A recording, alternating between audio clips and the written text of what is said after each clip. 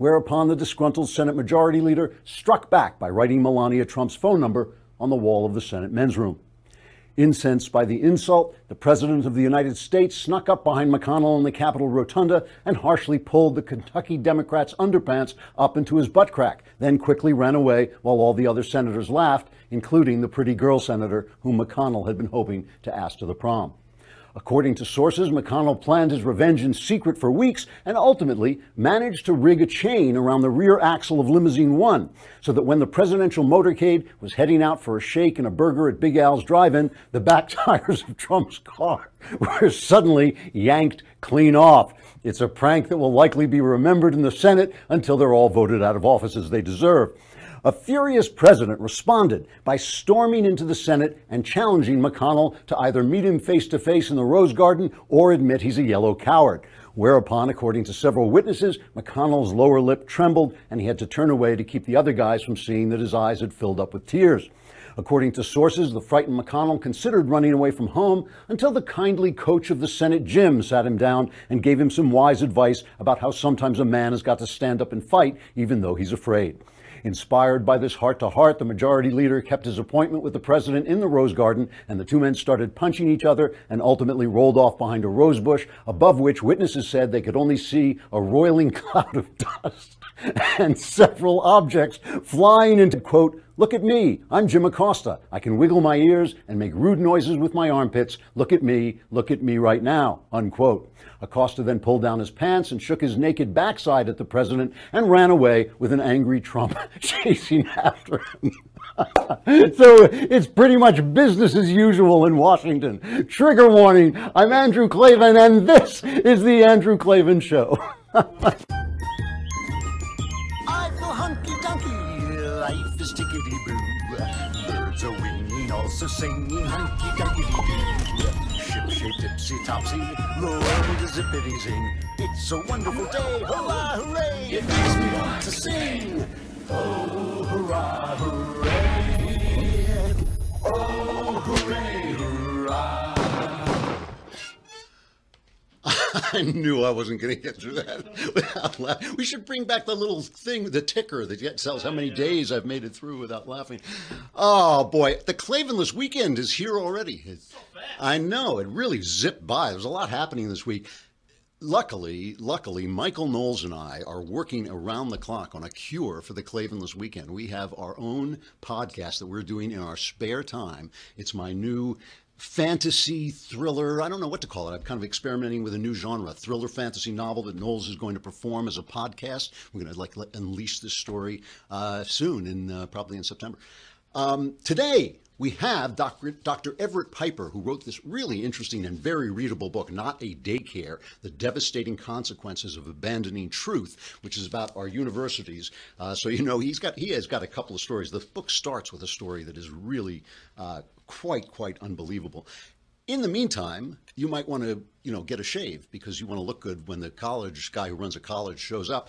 And the best way to do that is through the DollarShaveClub.com, which I love talking about because I was a member of the Dollar Shave Club years before I started having them as a sponsor. In fact, doing this commercial actually cost me money. I'll tell you why. They have these different ranges of razors. Like they have the small one with just two blades, they call it, the small one with two blades, and then they have, I think it's called the executive razor with it has 157 blades, I think, So I was using the small one, which only costs like $1. It's like $3 a month or something like this, and they send it right to your door, and you just put it on, it comes automatically. You don't have to think about it, and you can just replace your blades every week, have a fresh blade, and they're really good shave. And I was getting a great shave, but because I did this commercial, they said, well, why don't you try, we'll send you a free executive.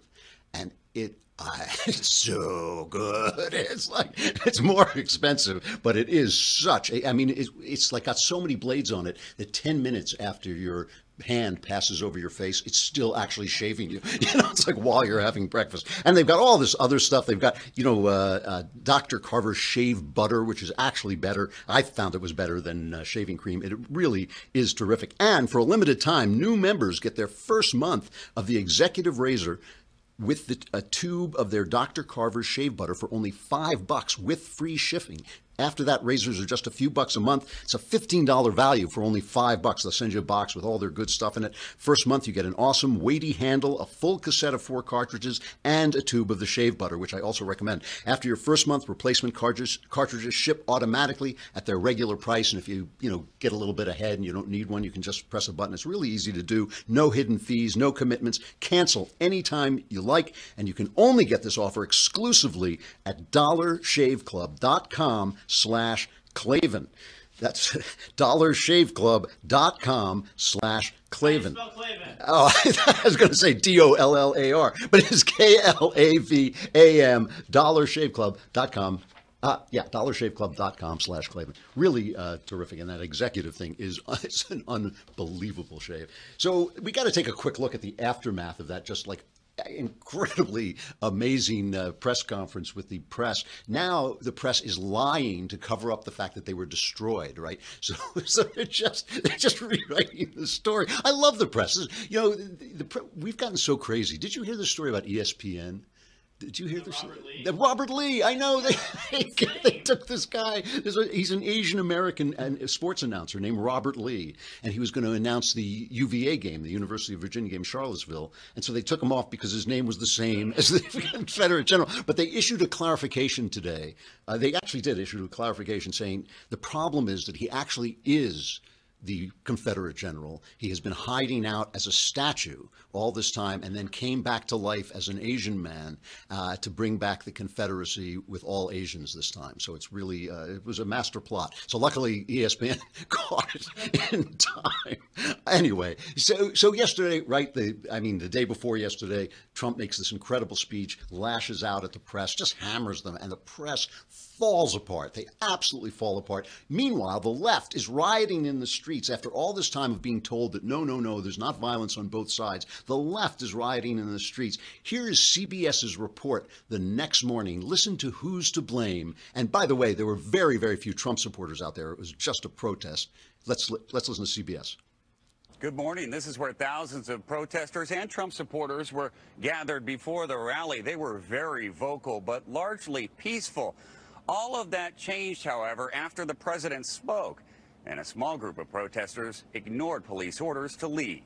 A small group after he spoke. It was only after he spoke. It was like those words, those evil words. He went out there. The words were throwing things at the police. It was terrible. It was a terrible scene. Don Lemon, who just made a complete ass of himself. I mean, if he needed to do that, he just went out and lied about what he said. He was all day long, the next day, yesterday, all day long, he's saying like, we didn't say Trump was crazy. We didn't attack his mental. Listen to him. Listen to this. He blows it off.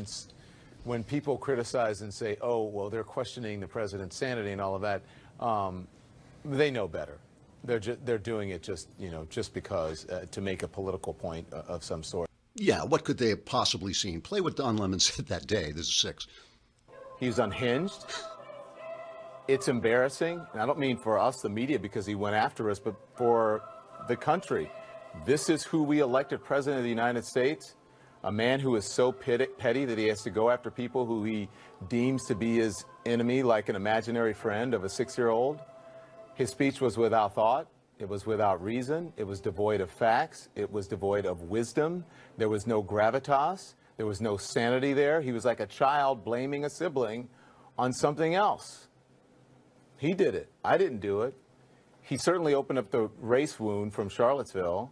A man clearly wounded by the rational people who are abandoning him in droves, meaning those business people and the people in Washington now who are questioning his fitness for office and whether he is stable. But other than that, he was completely objective. And I also love the way the press just hammers this guy, hammers him. Something like 90% of their stories are negative. And then how petty is he to strike back? You talk about it's like your kid's sister, like, setting your toys on fire, and then when you go after her, it's like he's coming after me, and I'm just a girl. The important thing, after you get a terrific shave with that crazy razor, you can then go out and eat your clean-shaven Omaha steaks, which are You haven't been here. My son is here, Spencer. Again, you're going on Michael Knowles' show. That's the plan. You poor guy. I'm sorry. I don't know what I did. I walked in here one day, and suddenly I'm like, Well, I think that you'll make Knowles look bad, but try not to make him look too bad. I'll be wearing a disguise. Okay, fair enough. But you haven't been here since we got these Omaha steaks. No. Oh man, they are so good. They've sent us these boxes. Now they have this new thing. These are the Omaha Steaks skillet meals, and they cook up.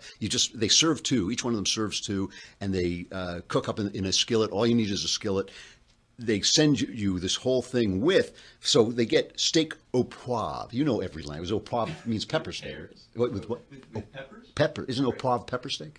What's that? Because they have steak au poivre, but they also have Asian pepper steak, chicken piccata, tempura orange chicken, Indian curry chicken, Moroccan beef with couscous, plus 4 free Omaha steak burgers, 4 free gourmet jumbo franks, which are incredibly good. They just don't taste they really don't taste like other steaks. There's something they do. I don't know what it is, but they're just great.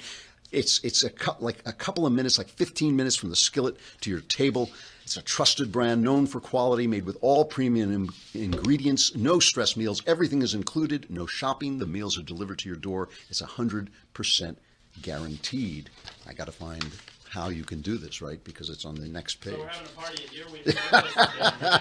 your Just for my listeners, this exclusive package is only $49.99. All that stuff I just read is only $50. Go to omahasteaks.com and type Andrew in the search bar and choose your Omaha Steaks skillet meals. Again, visit omahasteaks.com and enter code Andrew in the search bar to get these all new exclusive meals for just $49.99. Really good value, but really, it's just good food. I mean, that's the only thing. So Trump also took a different tone yesterday. Trump was signing legislation. This is the thing he's getting no credit for. He really is going after the VA. These terrible scandals that the VA, these veterans who can't get their benefits and they're getting terrible health care. I mean, essentially what we're doing is we're condemning veterans to Obamacare. We're condemning veterans to government health care. But he is making it possible to fire people, so important. And he's got this new Veterans Appeals Improvement and Modernization Act, which streamlines the process of veterans appealing claims over disability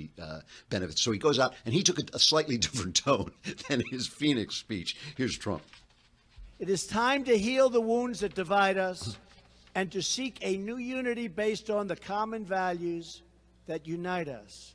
We are one people with one home and one great flag.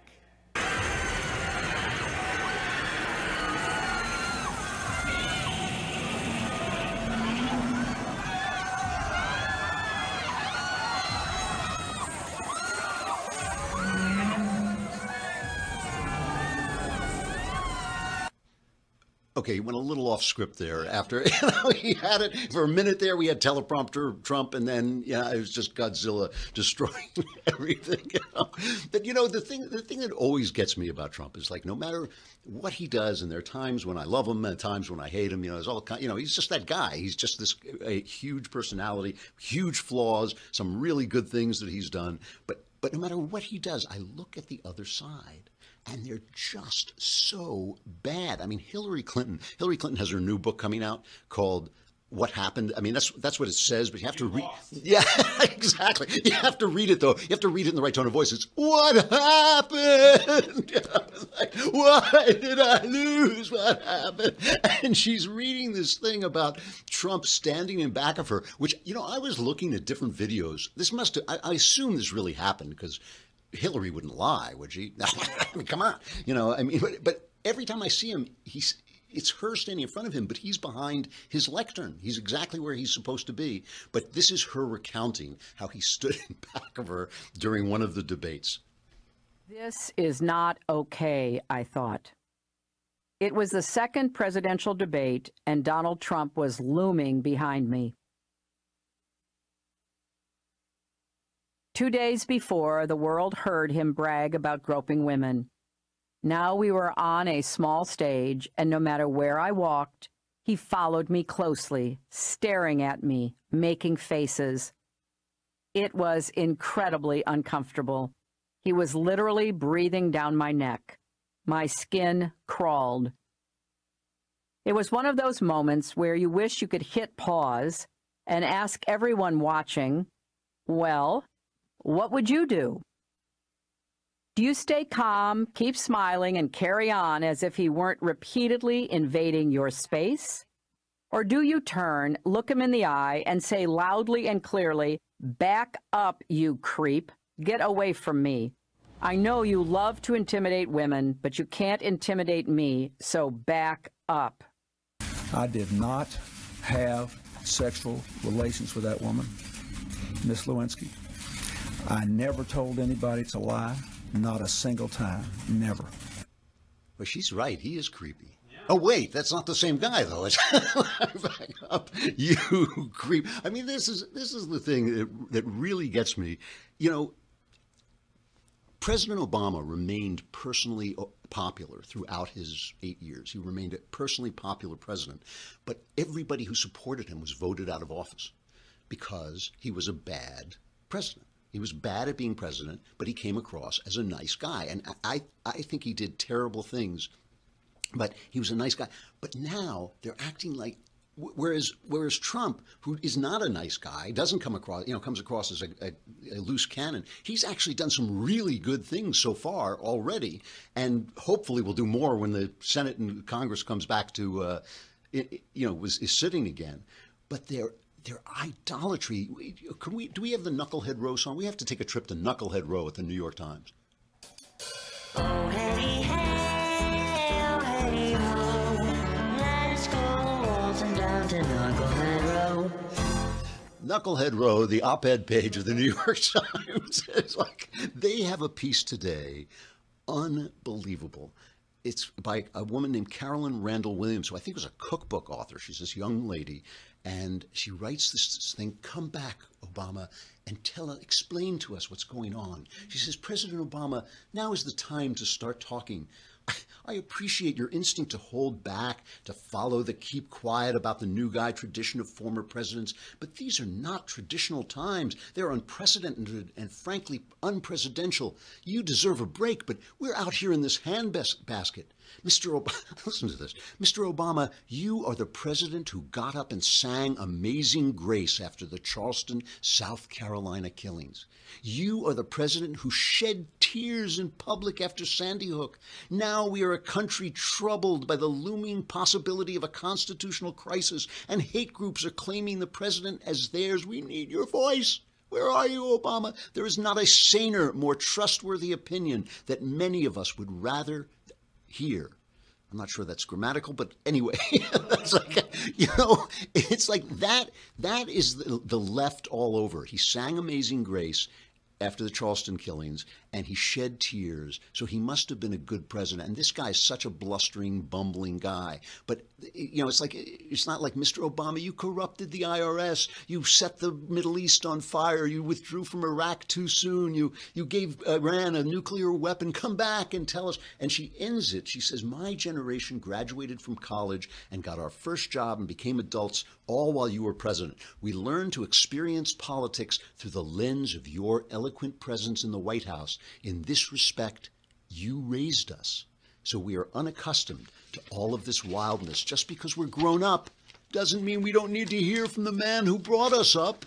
I mean, this is the world we're living in. Like, an Asian American broadcaster named Robert Lee is a resurrected Confederate general, and Obama was a good president because he knew how to cry on camera, and he did know how to cry on cue. I have to give him credit where credit is due. He could, it's all about like illusion for them. It is all that, because they live in the world of the media. The media creates their world, and we, because we're on the other side of the media, always have to question what the media is saying, and it brings you closer to reality. Speaking of which, reality for me is a constant search for everything I own. It's a constant search for things I lost. Now, for some of you, if you guys are like me, you might want to get Track R. It's just the word track and R, which they have a new one. They invented this. They really did it about 8 years ago. They had the first, private tracking device, but now they have the Track R Pixel. Now, I have a wife, so I don't have to do that. I just keep saying, where did I leave my keys? Where did I leave my phone? Where did I leave my... And then when I regain consciousness, then I go to my tracker. I actually do have it. It's on my keys. But the thing is, I lose my keys sometimes, but what I really lose is my phone. We're going to try this on the... This is daring. If it doesn't work, it's because I'm an incompetent. Don't blame it. But the thing that's so cool about this is if you lose your keys, you can find them with your phone. But what happens if you lose your phone? Because that's what I do all the time. And the thing is, you press this, and I told you to shut that. that's the thing. It is shut off. I shut it off before the show, so it won't ring. But even if it's shut off, this tracker helps you find it. It is so cool. It's the lightest Bluetooth tracking device on the market. You can put it on whatever you tend to lose: keys, wallets, even your cat. It's small enough to fit anywhere. I'm not sure I want to get that close to my cat. When you misplace an item that has a tracker pixel attached, you use your smartphone, and a 90 decibel alert will help you find it in seconds. It even has powerful LED lights, so you can find anything even in the dark. It's pretty amazing stuff. Locate your item even if it's miles away, because it's like, that thing Waze where everybody tells you what the traffic is ahead of you. It's like that. You can have a community of people helping you find it, and it's got a 30-day money-back guarantee, so you truly have nothing to lose. You want to go to thetracker.com. Now, I made a mistake last time. I left out the because they don't run it together. So it's TRACKR, TRACKR.com, and then enter promo code Klavan. Wait, how do you spell it? It's KLAV. Should be for tracker. It should be KLAVN, but in fact it's KLAVAN. And if you spell it right, you get 20% off any order. That's thetracker.com, thetracker.com, thetracker.com. Promo code Klavan for 20% off. Thetracker.com. Promo code Klavan. Do we have Dr. Piper? Yes. Oh, great. All right, bring him on. Let's start him. Hi, Dr. Piper. I'm glad you're here. Dr. Everett Piper is the president of Oklahoma Wesleyan University and the author of Why I Am a Liberal and Other Conservative Ideas. His new book, which I was reading over the last couple of days, is Not a Daycare: The Devastating Consequences of Abandoning Truth. Dr. Piper, it's good of you to come on. I appreciate it. This is a fascinating book, and I think the best way to introduce people to this book is for you to tell the story of how you read it, because I read that story with my mouth hanging open about Corinthians. It's an amazing tale. Well, first of all, thank you for having me on, Klavan. I'm honored. And briefly, it was about 2 years ago at Oklahoma Wesleyan University, where I serve as president, that we have required chapel on Wednesday and Friday. It was just before Thanksgiving, and the sermon for that particular day was on 1 Corinthians 13. For those who don't remember, it's the quintessential love chapter of the Bible. You've heard it read at 1,000 weddings. Love is patient, love is kind. Well, we actually had a student at my conservative Christian liberal arts institution that came forward and confronted the speaker after this particular homily. And he said, "You offended me. You singled me out. You made me feel uncomfortable. You victimized me." I'm serious. From the love is kind. What was his problem? What was his problem? What was his problem with? Well, apparently he felt guilty. He felt that we were wrong for making him feel guilty for not being loving enough. So I had a response. I challenged the young man, and I said, "You know that feeling you had of discomfort during that sermon on love? It's called your conscience. You might want to attend to it." And then I suggested, at Oklahoma Wesleyan University, as any good university should, we're going to challenge you and we're going to confront you. We're not going to coddle you and we're not going to comfort you. We actually expect you to grow up and become a man of character rather than sit around and be selfish and self-absorbed and narcissistic in your sin. So if you feel guilty during a sermon or an altar call, good. Confess what's wrong with you rather than blaming everybody else about what's wrong with them.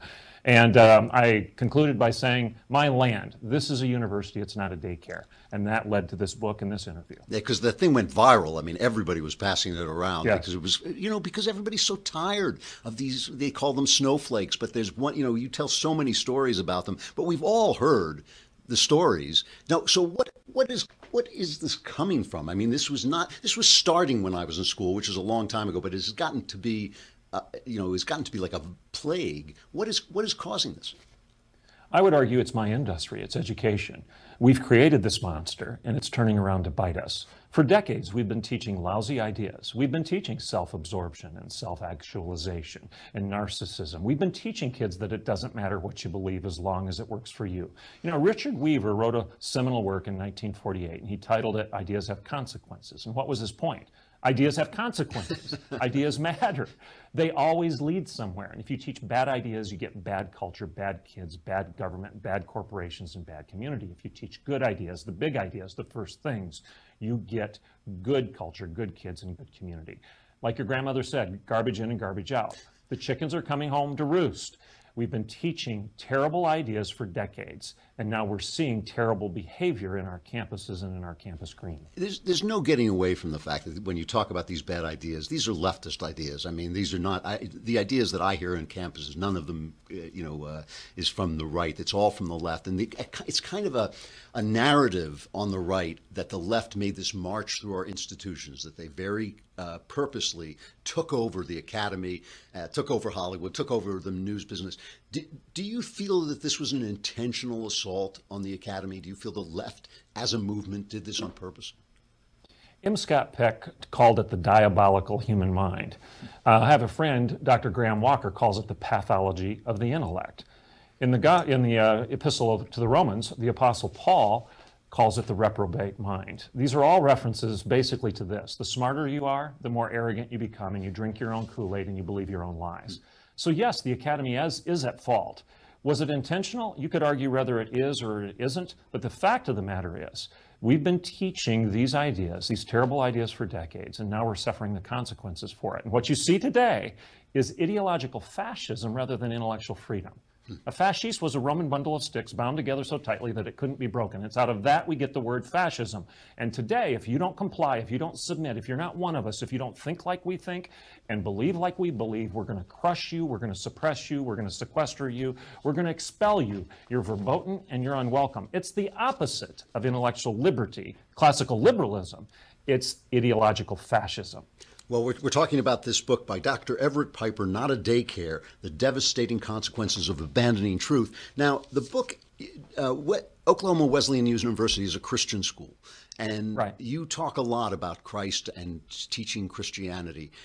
And I've argued for a long time that we need a revival at the intellectual top rather than a tent revival. We need one in our academies and in our with our intelligentsia, which I actually believe is happening even as you and I are sitting here talking about it. But not every school is a Christian school. And, you know, there are schools that are great schools, Harvard, Yale, Princeton. These are terrific schools, or they used to be, that would, in some sense, wouldn't they be betraying their brief to be teaching Christianity as if it were the truth? I mean, is that a problem? Actually, no. Let me explain why, in my view. And this is the beauty of a liberal arts academy. You and I could debate that. Harvard and I could debate that. But Harvard and Dartmouth and Princeton and Yale and all of the Ivy League institutions, with the exception of one, were founded explicitly in a Judeo-Christian ethic. Harvard, for example, had its original mission statement that said, to lay Christ at the bottom as the foundation of all learning. So I'll use your word, revival. Revival implies that you can revive, return, reform, go back. Go back to what? To a true north, to veritas, Latin for truth, which is still on Oxford's shield some 1,000 years after it was founded. So my question would be this. Do you believe what G.K. Chesterton said when he said you have no freedom without fences? Freedom does not suppose or presuppose a free-for-all. Freedom cannot be had without boundaries. You can't play soccer if you don't understand the rules, if there isn't a referee to blow the whistle. If it all digresses to power and privilege, you can't play the game. So what would you rather have, the French Revolution and the guillotine, or the American Revolution and self-evident truths that are endowed to us by our Creator? I think the proof's in the pudding as to which model and paradigm gives you more intellectual and personal freedom. Well, I certainly agree with that, the last part of what you just said, and the proof is in the pudding. But the thinkers that led up to the French Revolution, the Enlightenment thinkers, some of the thinkers who came after, who were anti-religion, thinkers like Nietzsche and people like, who basically opposed the entire idea of God. Would you not teach them? Oh no, I would teach them robustly. I want my students to understand Nietzsche better than anybody else. I want my students to understand the debate, to engage in it, to have a robust argument, to exchange ideas. It's the beauty of conservative education is we conserve the time-tested truths that are endowed to us by our Creator. It's the beauty of classical liberal education because you believe in liberty and liberation and freedom and justice. And the truth, like Christ said, the truth shall set you free. Not your power or my privilege, not your person, not your pulpit, not your podium, not your priest, not your pastor, not the pedagogue, not the politician.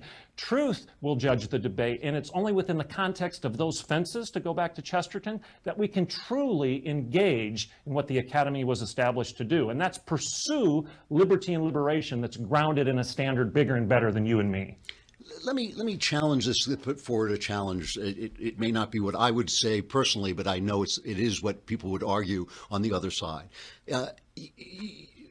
We believe, both you and I believe, that certain parts of the truth are just revealed to us. They're not, they're axioms. They're things that, as you say, are self-evident, and as Jefferson said, are self-evident. But there are many people who simply do not accept the Bible as the truth. Are these people going to be excluded? Is the other side of too much tolerance intolerance? Are the people who will not, don't want to live a biblical life, don't want to live according to what they see as basically the fiat of religion, are those people to be excluded from education? Absolutely not. In fact, I would argue that somebody that disagrees with everything I've said on your program today would have more freedom on my campus than they would at Berkeley, for example. You can come to Bartlesville, Oklahoma, and engage in this discussion with me with much greater liberty, liberation, and freedom to disagree with me at my campus than you would have at Berkeley. The proof is there. Milo, for example, whom I disagree with on a lot of things, would enjoy more intellectual freedom here. That does not presuppose or assume that I'll agree with him. And in fact, we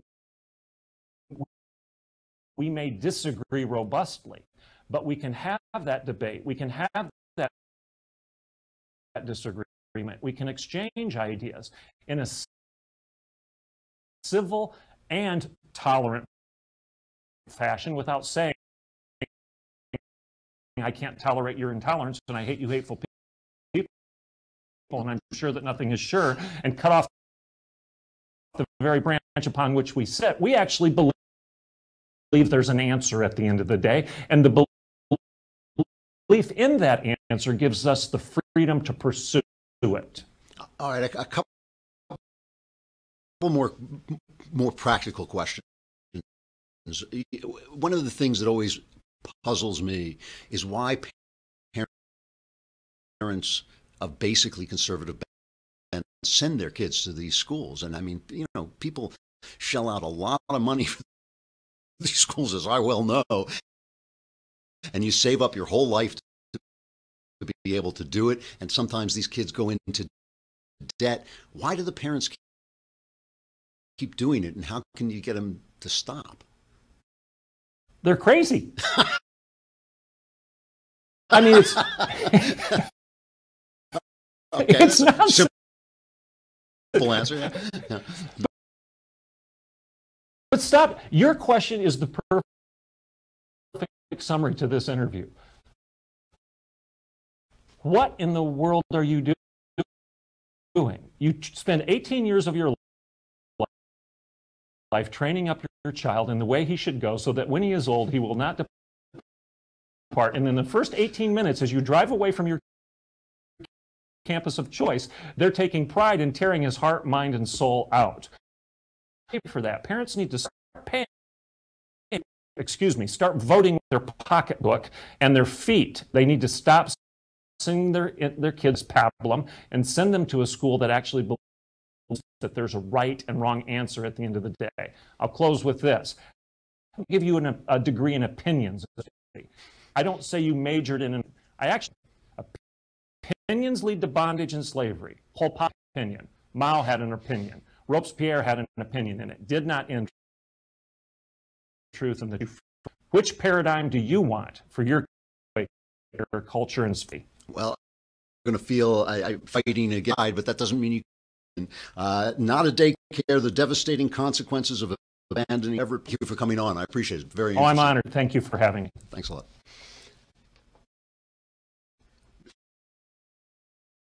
You know, I have to say, I wrote,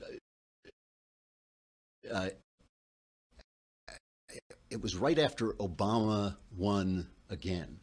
I wrote a piece that's still up on City Journal. You can find it, called The Long Game, in which I said, you know, conservatives typically neglect the culture, and among the things that we have to do is we really have to start arguing for a revival at the intellectual top. I mean, this is this is the thing. The idea of relativism has played itself out. It makes no sense. The idea of multiculturalism was disproved on September 11th. You know, these things have fallen apart, and we can make the argument, but it's a tough argument to make, because I think religion is, you know, obviously religion in the modern world is going to look different than medieval religion. You know, the medieval people didn't know as much as we know. We were talking, Spencer and I were talking before about C.S. Lewis's idea that in the Middle Ages, they saw the sky as the dome of a cathedral, whereas we see it as infinite, meaningless space.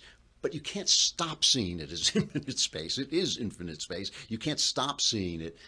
You can't continue to believe that the sky is a dome once you've sent a rocket up through it. So we're going to have to make sure that our religion addresses a scientific world instead of, closing our eyes to the things that science has taught us. You know, if you don't think this is a big deal, I mean, there's so much stuff going on the left right now. I think this is the thing that really gets me. If Donald Trump is so evil, why is it only the left trying to silence people? Why is it only the left that assaults the Bill of Rights? If Donald Trump is such an evil guy, when was the last time Donald Trump did anything to get in the way of the practice of our religion, the free expression of our religion, like Obama did when he sued the Little Sisters of the Poor?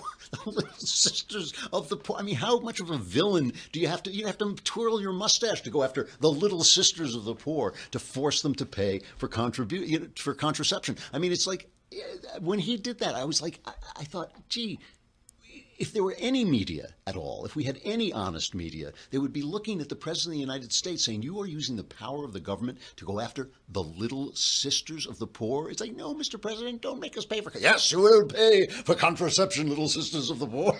You will pay, or I'll tie you to the railroad tracks. But I mean, he got away with it because the press wouldn't do it. If Donald Trump is so evil, why are the only people who want to get rid of the right to free speech on the left?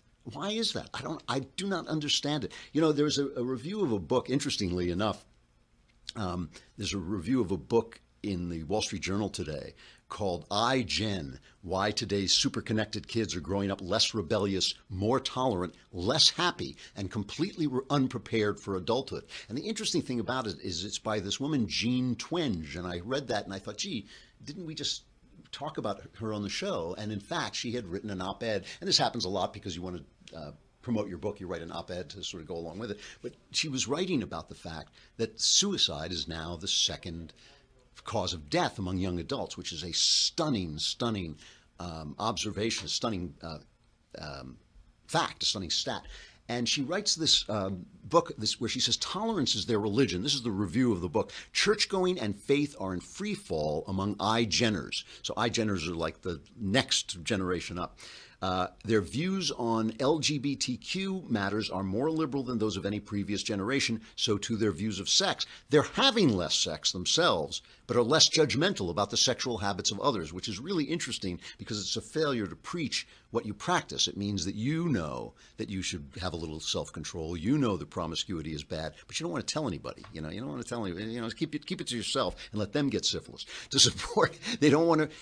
But There's something that they are not tolerant about, and that was what Dr. Piper was saying. It's deemed, if it's an offense against tolerance itself, because tolerance is their religion. So members of iGen, Ms. Twenge say, are more likely than their predecessors to support restricting speech. She found that more than 1 out of 4 students, 28%, agreed that a faculty member who on a single occasion says something racially insensitive in class should be fired, while 16% believe a student who did the same thing once should be expelled. In a rare moment of judgmentalism, Ms. Twenge adds, "This is the dark side of tolerance. It begins with the good intentions of including everyone and not offending anyone, but ends at best with a reluctance to explore deep issues, and at worst with careers destroyed by a comment someone found offensive and the silencing of all alternative viewpoints." I mean, this is the problem. This is the problem. You can talk about Donald Trump's manners, which are terrible. You can talk about his bullying, which is the thing I find most offensive about him. You can talk about his personality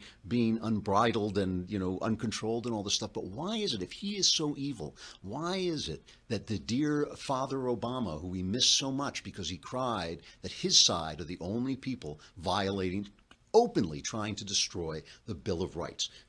I don't understand it. I do not understand why good manners trumps actual destruction of our values and of the laws that have protected us for so long.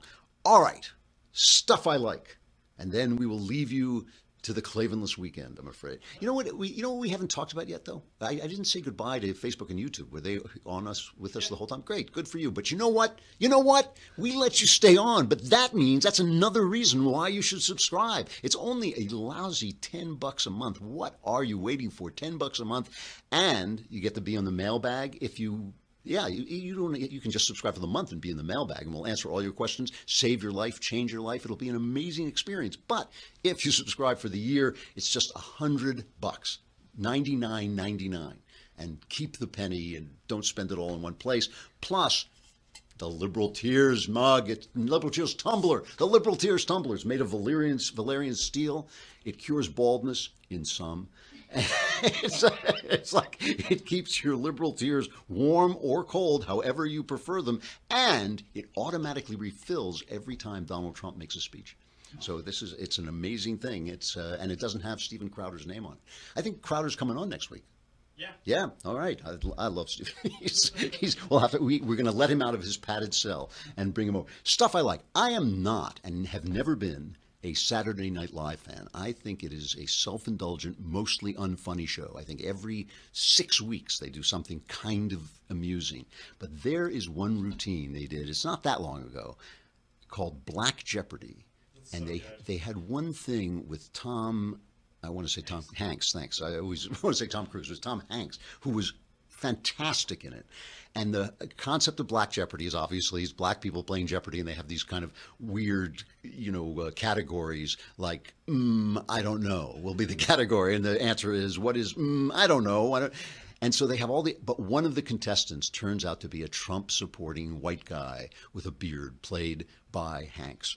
And they start going down the line, asking questions. And here's just a bit of it. Okay, let's stay with you better for $400. Okay, the answer, your job wants to take $40 a month out of your check for a 401k. Shanice. What is, you better give me that money so I can buy me some scratch-offs? Yeah, you damn right. You damn right. I mean, why do I need a retirement plan when I got Monopoly Millionaires Club? Heck, I play that every week. Yeah, well, that's good for you. Okay. The board is yours, Shanice. Let's go with they're out there saying for $200. Okay, the answer, they out here saying the new iPhone wants your thumbprint for your protection. Oh, okay then, Doug. Well, buddy, I don't think so. That's how they get you. Yes! Yes! That's it! I don't trust that. Me either. No, I read that go straight to the government. Well, that is not bad, Doug. The board is yours. Well, let's go over to, I don't know, for 4. Okay, the answer there, he says his dog doesn't bite. Shanice. What is, I don't know, he got teeth, don't he? Yeah, that's it. Anything with teeth, Anything with teeth. Let's stick with, I don't know, for 6. Okay. Caitlyn Jenner says she belongs on the cover of Essence magazine. Keely. What is, I don't know. You can't do everything. Yeah, that's right.